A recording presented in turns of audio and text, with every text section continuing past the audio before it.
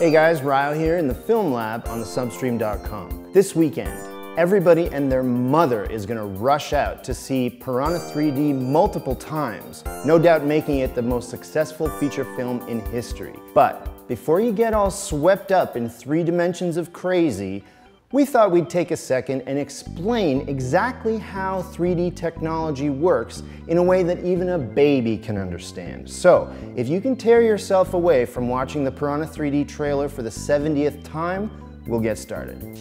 I'm thinking about closing the lake. There's us, and there's 20,000 kids. You do the math. Check this out. We're all born with a set of 2 eyeballs. Not 3, not 1, but 2. And unless you're cross-eyed, in which case, haha, crossy, your eyes work in tandem looking at stuff. But since they're an inch or 2 apart, the actual sight line of each eye is slightly shifted. This means that each eye sees things from a slightly different angle and sends 2 slightly different pictures of the same thing to your brain. And then because your brain is really smart, it fuses those 2 pictures together into one super picture, which allows you to perceive depth and 3-dimensional space more easily. All because your binocular vision provides your brain with more information about where things are in relation to each other in space. Well, that's basically how 3D movies work. The end. Hey, wait a second! Okay, look, a film screen is flat, which means that both eyes receive the same information in the context of that flat screen. That's why normal movies aren't 3D. To make 3D movies, filmmakers have to figure out how to, using a flat screen with no 3D depth, trick your eyes into perceiving 3D depth when there is none.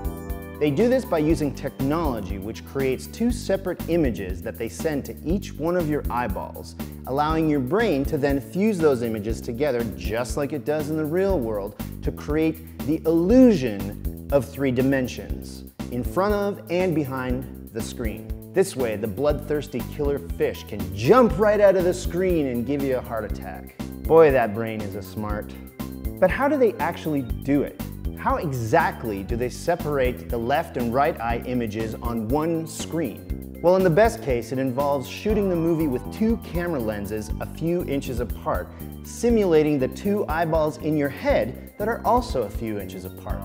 Then they project both the left eye image and the right eye image on top of one another on the screen, and they give everyone in the audience a special pair of space glasses which filter out the respective image for each eyeball, giving each eye its own private little movie. And those movies go into your brain, and your brain fuses them together, creating 3 dimensions where there were only 2. And that's called brain fusing. And over the years, they've tried different ways to make this work, including the early anaglyph technology, which basically means that they present the left eye image tinted red and the right eye image tinted blue. The glasses would then have red and blue lenses covering the respective eyes, and voila, instant 3D. There's also the more common polarization technology, which basically means that the light is either up and downy or right to lefty.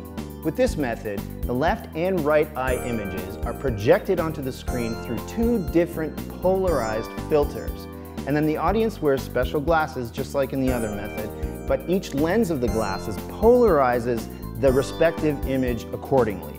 And then you're left with a stream of blood shooting out of the piranha's mouth into your bowl of popcorn. We'll have more technical information on polarized light in a future episode of the Film Lab. There are lots of different ways to separate the left and right eye information, and lots of different lenses and special glasses with which to receive that information. But the main method that Hollywood seems to be sticking with in terms of 3D film technology is polarization.